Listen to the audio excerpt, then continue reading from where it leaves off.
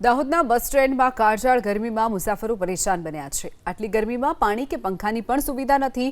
દાહોદના બસ સ્ટેન્ડમાં આગળની તરફ નવીનીકરણની કામગીરી ચાલી રહી છે, ત્યારે પાછળના ભાગમાં હંગામી બસ સ્ટેન્ડ ઊભું કરવામાં આવ્યું છે। અહીંયા વર્કશોપમાં કામ કરતા કર્મચારીઓને પણ પંખાની સુવિધા મળી નથી રહી। ગરમી સામે રક્ષણ મળે તે માટે કોઈ વ્યવસ્થા નથી કરવામાં આવી, ત્યારે એસટીના કર્મચારીઓ પણ માંગ કરી રહ્યા છે કે તેમને ગરમી સામે રક્ષણ મળે તેવી સુવિધાઓ જલ્દી ઊભી કરવામાં આવે।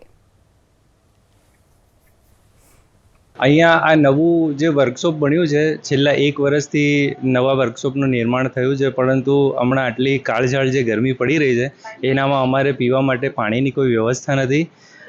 આખા વર્કશોપમાં અત્યાધુનિક વર્કશોપ બનાવ્યું છે એવું કહેવામાં આવ્યું, પરંતુ જે પાયાની મૂળભૂત જરૂરિયાત છે જેમ કે પંખા છે, તો વર્કશોપમાં મિકેનિકો માટે એક પણ પંખો જ રાખવામાં નથી આવ્યો, એટલે આટલી ગરમીમાં કામ કરવું પડી રહ્યું છે। બીજું કે લેટ્રિન બાથરૂમની કોઈ વ્યવસ્થા જ નથી। પાછળ લેટ્રિન બાથરૂમ બનાવેલું છે પણ એનામાં પાણી નથી આવતું। દાહોદ વર્કશોપમાં જે નવું નિર્માણ થયું સાહેબ, પણ એમાં હાલ પૂરતો અમારા માટે પાણીની કોઈ વ્યવસ્થા નથી, પત્તામાં કોઈ સુલભની વ્યવસ્થા નથી। અધિકારીઓને ઉચ્ચ અધિકારીઓને જાણ કરી છતાં સાહેબ કોઈ ફરક પડતો નથી। સાહેબ અમારા કાળઝાળ ગરમીમાં અહીંયા ટકવું કરી દે, જે પંખાની પણ સાહેબ કોઈ વ્યવસ્થા નથી, જે અમે સાહેબશ્રીને બી જાણ કરેલી પણ કોઈ એનું કોઈ નિરાકરણ લાવતા નથી। જૂના બસ સ્ટેન્ડ કિનારે પાણીની પાઇપ ચાલુ છે।